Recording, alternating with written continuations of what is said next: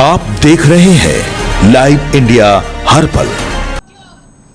नमस्कार, आप देख रहे हैं लाइव इंडिया हर पल। मैं हूं आपके साथ रेखा मिश्रा। पश्चिम बंगाल विधानसभा चुनाव के दूसरे चरण यानी कि अंतिम चरण को लेकर के प्रचार प्रसार का दौर जारी है। सत्ता पक्ष हो या विपक्ष, सभी जो है अपने स्तर से प्रचार प्रसार करने में लगे हुए हैं। कोई रोड शो कर रहा है, कोई जनसभा कर रहा है, तो कोई प्रेस कॉन्फ्रेंस करके एक दूसरे पर हमला बोल रहा है। इस बीच अगर हम बीजेपी की बात करें तो बीजेपी के बड़े दिग्गज नेता, चाहे वो नितिन नवीन हो, हिमंता बिश्व शर्मा हो, शुभेंदु अधिकारी हो, अमित शाह हो, नरेंद्र मोदी हो, सभी की ओर से एक के बाद एक कई सारे कार्यक्रम पश्चिम बंगाल में आयोजित किए गए हैं। दूसरी ओर टीएमसी की ओर से बात करें तो टीएमसी की ओर से भी ममता बनर्जी, अभिषेक बनर्जी और साथ ही कई ऐसे मंत्री और नेता और विधायक है जो लगातार प्रचार प्रसार करते नजर आ रहे हैं। इस बीच अगर हम बात करें तो दोनों ही पार्टियों यानी कि जो मुख्य मुकाबला है वो कांग्रेस और टीएमसी के बीच है। और पहले चरण में जो मतदान हुए हैं उसके बाद जो वोटिंग परसेंटेज आया है, दोनों ही पार्टियों की ओर से अपने अपने जीत के दावे किए जा रहे हैं। जहां बीजेपी कह रही है कि यह बड़ा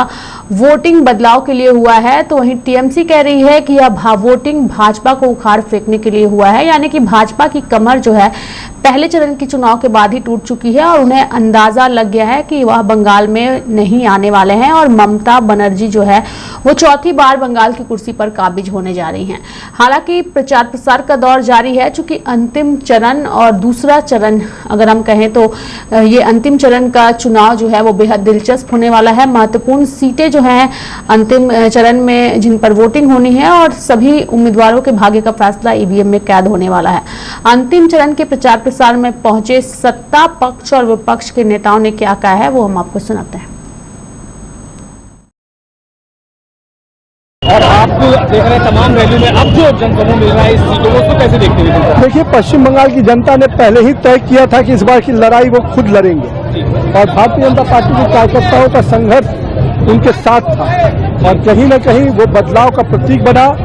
माननीय प्रधानमंत्री जी ने जब नारा दिया कोई तो नो दौड़कार, तो पश्चिम बंगाल की जनता ने जो आवाज दिया चाहे बीजेपी सरकार, वो आज आवाज घर घर का आवाज बन गया है। पश्चिम बंगाल की विरासत का, पश्चिम बंगाल की संस्कृति को बचाने की लड़ाई भारतीय जनता पार्टी ने जिस प्रकार से लड़ी है, अब पश्चिम बंगाल की जनता पूरी तरह से अपने विरासत, अपनी संस्कृति और बंगाल के प्राइड के लिए, बंगाल को डेवलपमेंट के लिए, बंगाल की माता बहनों की सुरक्षा के लिए भारतीय जनता पार्टी के साथ आ रही है। लेकिन सर, जिस तरीके से इस बार अमित शाह जी ने बोला कि जितना वायलेंस पिछली बार होता था इस बार उतना नहीं दिखाया, जो गुंडे हैं वो घर में छुप गए हैं और सेकंड फेज में भी वही चीज दिखा देगा, वरना 4 तारीख जो है उनको, और जिस तरीके से मजा देंगे, कैसे देखते हैं आप? पश्चिम बंगाल में अब गुंडागर्दी नहीं चलेगा।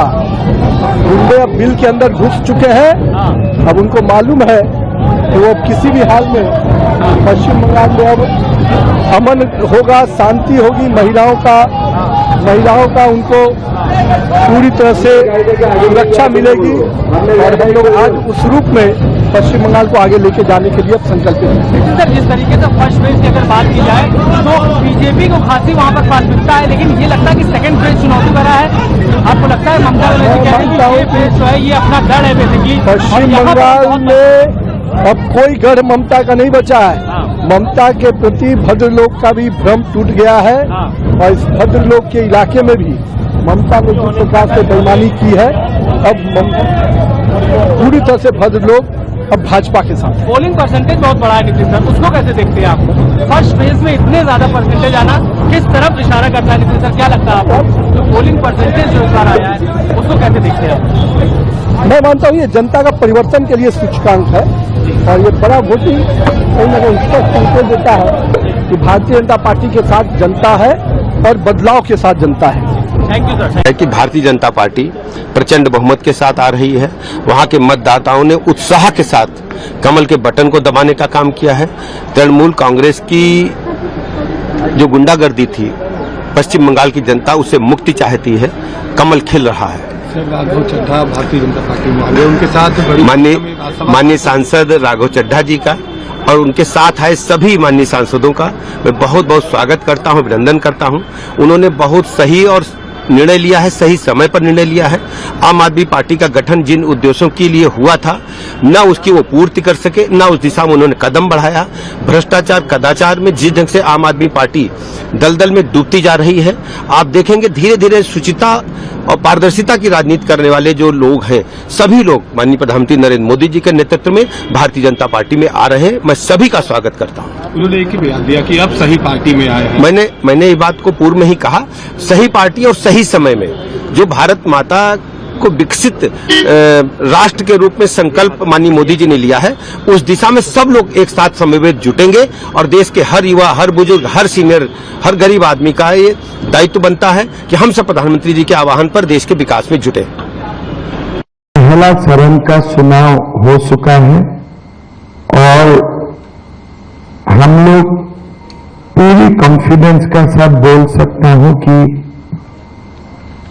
पहला चरण में ही हम लोगों बीजेपी 110 सीट तक हम लोग जीत चुके हैं, जो हमारे आकलन है। और मेरा मानना है, ये मेरा खुद का, मैं हर सभा में बोल रहा हूं, इस बार असम में हम लोग 100 सीट मिलेगा, बांग्ला में 200 सीट मिलेगा। असम में सेंचुरी होगा, पश्चिम बंगाल में डबल सेंचुरी होगा। पहले मैं ये बात शायद 16 तारीख बोले थे, बोलने का बाद मुझे भी लगा था कि मैं थोड़ा ज्यादा बोल दिया क्या, लेकिन अभी जब मेरा 45 से 50 चुनाव सभा हो चुका है, अभी मैं दावा का साथ बोल सकता हूं, जो सुनामी आया है, मेरा लगता है कि 200 से भी अगर ऊपर चला जाए तो कोई भी आश्चर्य का बात नहीं है। मैं पश्चिम बंगाल का 2016, 19 हर चुनाव में आया हूं, लेकिन इस बार जो लोगों का अंदाज है, लोगों का जो एक प्रकार बीजेपी के लिए जो एक बहुत बड़ा कॉन्फिडेंस है, पहले हम लोगों ने कभी नहीं देखा था। जब से पहला चरण में चुनाव आयोग ने फुल प्रूफ इलेक्शन करवाया, उसका बहुत बड़ा इफेक्ट सेकेंड फेज में आ रहा है। लोग अभी खुल के बीजेपी के लिए बोलना शुरू कर दिया। जो पहले लोग वोट देने वाला थे, लेकिन बोलने के लिए थोड़ा सा सबका मन में एक शंका का एनवायरमेंट था, थोड़ा सा दिक्कत लगते थे। लेकिन परसों दिन पहला चरण का जो चुनाव हुए, 93-94% तक वोट मिले, उसका बाद काल को पूरे से पूरा माहौल परिवर्तित थे और लोगों का बीच में बहुत बड़ा कॉन्फिडेंस आया है कि चुनाव बीजेपी जीतने वाला है। अभी लोग बाहर निकाल के आ गया है और एक प्रकार से जो हम वेव का बात करते थे, अभी वो सुनामी तक पहुंच चुका है, ये हमारा मानना है। हम दोनों का जो अगल बगल में वार्ड एरिया है, एक साथ हम लोग दोनों कैंपेनिंग किया आज। इस एरिया में यहाँ फिराद हकीम, यहाँ ममता बनर्जी ज़्यादा लीड लेता है पिछले कोई चुनाव में, अभी लीड मिलने वाला नहीं है। मुस्लिम बहुल एरिया है, गुलाम भाई है, रियाज भाई है, बाबलू, ये सब लोग, फाकत खान भी है। इतना देखिए, ये तो नौजवान लड़का सब राष्ट्रवादी है, ये लोग निकल के आया है। इस बार सुपड़ा साहब होने वाला है, जनता तैयार हो। लगातार बीजेपी के समर्थन में इतना हुजूम उमड़ा है और लगातार कहा जाता है कि धर्म के लेकर राजनीति, लेकिन यहाँ पे आप देखें दोनों धर्म के लोग एक साथ यहाँ पे मौजूद हैं, इसको लेकर आप क्या कहेंगे? विकास के लेकर राजनीति हो रहा है। ममता बनर्जी कमिंग, ममता बनर्जी का हाई अपीजमेंट पॉलिटिक्स वही समाज को तोड़ रहा है। ममता बनर्जी रिलीजियस मैटर में सब धर्म के अंदर घुस रहा है, जो हिंदू का भी क्षति कर रहा है, मुसलमान की भी क्षति कर रहा है। दादा, आज सुबह से ईडी रेड चल रहा है हावड़ा वगैरह में। अरे चोर का घर तो ईडी जाएगा, आपका घर तो नहीं गया है। जो चोर है उनका घर जाएगा। पिछले 15 सालों की तो बड़ा चारा घोटाला जैसे बिहार में हुआ ना, यहाँ अनाज घोटाला हुआ, रेशन 10,000 करोड़। ज्योतिप्रिय मौलिक जो हावड़ा का प्रत्याशी है, उन्होंने लूटने का काम किया। 75% रुपया ममता के घर में गया। दादा कल आपके विधायक बीजेपी में योगदान दिए, क्या बोलेंगे ये लेकर? कल आप पार्टी का 7 विधायक 7 राज्यसभा वो बीजेपी में ज्वाइन किए। जो राष्ट्रपति है मोदी जी को तो नेतृत्व स्वीकार करना चाहिए। जो भारत माता की जयकार करता है उसका नेता नरेंद्र मोदी होता है। वो जो राघव भाई ने किया है, वो एडुकेटेड लड़का है, वो थोड़ा देर लग गया लेकिन वो समझ लिया कि भारत को समृद्ध करना, देश को मजबूत करना मोदी जी का नेतृत्व में संभव है। इसलिए जो राष्ट्रवादी नागरिक है वो सबको मोदी जी का नेतृत्व में काम करना चाहिए। लगातार सांसद इकट्ठे बीजेपी ज्वाइन किए हैं और वही अरविंद केजरीवाल यहाँ पर बंगाल में भी प्रचार करने आ रहे हैं। एक तरफ उनके सांसद जा रहे हैं और एक तरफ वो प्रचार करने आ रहे हैं, कैसे देखते हैं? अब जिस नेता के प्रति कोई अब आकर्षण नहीं रहा, जिस नेता के करप्शन से पूरा देश त्रस्त हो गया, मैं मानता हूँ उस नेता को अब प्रचार करने का नैतिक अधिकार कहाँ बचा। और अभी तो और खेला होगा। केजरीवाल ने जिस प्रकार से आम आदमी की बात कर घास के साथ अपने आप को जोड़े रखा, कहीं न कहीं शीश महल बनाने वाला गरीब का आशियाना का महत्व क्या समझेगा। ममता बनर्जी ने उनको न्योता दिया कि आप प्रचार करिए अरविंद केजरीवाल को, अब सांसद चले गए आपके साथ और आप मिठाई खिला रहे हैं। मैं कह रहा हूँ डूबती हुई नैया पर सवारी कौन करेगा। अब तो नैया डूब रही है तो दोनों लोग को सवारी करने दीजिए। टीएमसी डूबी और पहले आप डूबा, अब टीएमसी डूबेगी। लगता है नितिन जी के भी और लोग हैं संपर्क में? बहुत लोग हैं और पूरी तरह से समाप्ति के दौर पे है अपोजिशन। ये बहुत अच्छा हुआ है। इलेक्शन कमीशन को मैं धन्यवाद देता हूं फ्री एंड फेयर वोटिंग के लिए। और 93% voting is a landmark voting. हम सब इलेक्शन कमीशन को और चुनाव दायित्व में जो लोग नियोजित था सबको धन्यवाद देना चाहिए। প্রথম পর্বের যে ভোট তাতে বিজেপির কোমর ভেঙে গেছে, বিজেপি হেরে গেছে। তৃণমূল কংগ্রেস চতুর্থবার ক্ষমতায় আসার মাননীয় মুখ্যমন্ত্রী মমতা বন্দ্যোপাধ্যায়ের নেতৃত্বে সরকার গড়ার ভিত পুজো হয়ে গিয়েছে। দ্বিতীয় পর্যায়ে শুধু রেকর্ডটা ভাঙা হবে।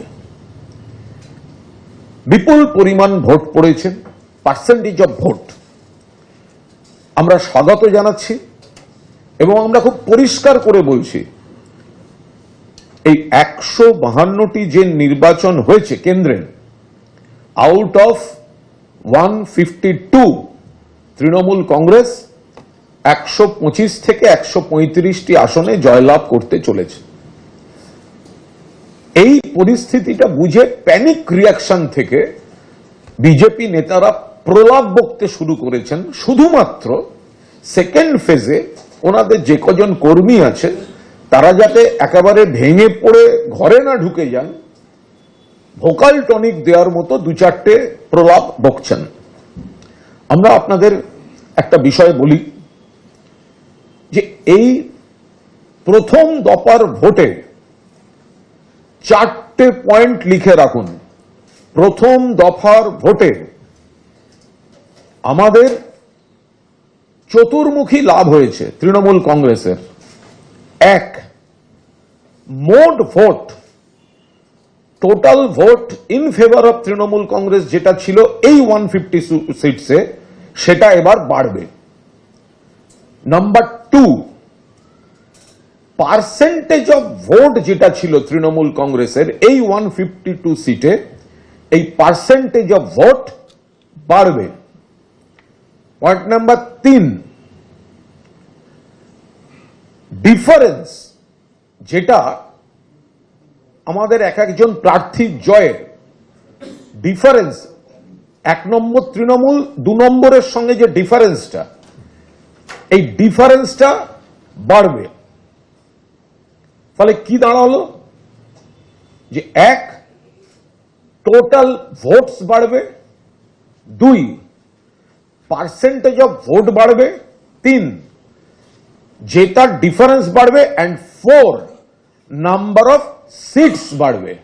অর্থাৎ out of this 152, last time Trinamool যা জিতেছিল তার থেকে তৃণমূল বাড়বে এবং বিজেপি কমবে। অর্থাৎ চতুর্মুখী লাভ আমাদের এই 152টা সিট থেকে হয়েছে। আমরা সরকার গড়ার ভিত পুজো, ভূমি পুজো হয়ে গিয়েছে। সেকেন্ড ফেজে রেকর্ডটা স্থাপিত হবে, অর্থাৎ সর্বকালের রেকর্ড গড়ে মোট আসন সংখ্যায় তৃণমূল পৌঁছবে। আমরা মানুষকে অনুরোধ করছি, ফার্স্ট ফেজের যে পার্সেন্টেজ অফ ভোট ছিল, আমরা বাংলার মা বোনেদের এবং মানুষকে অনুরোধ করছি, প্রথম দফার ভোটে আপনারা যেমন ঘর থেকে বেরিয়ে এসে সবাই ভোট দিয়েছেন, দ্বিতীয় দফার ভোটে এমনভাবে ভোট দিন যাতে পার্সেंटेज ऑफ वोट। तो बंगाल चुनाव के रण में सभी पार्टियां जो है वो काफी ज्यादा प्रचार प्रसार में व्यस्त है और एक दूसरे पर आरोप प्रत्यारोप करने में व्यस्त है। देखने वाली बात होगी कि आने वाले दिनों में बंगाल की सत्ता किसके हाथों में जाती है। मेरे साथ फिलहाल अभी के लिए इस खबर में इतना ही। आप देखते रहिए लाइव इंडिया हर पल। नमस्कार।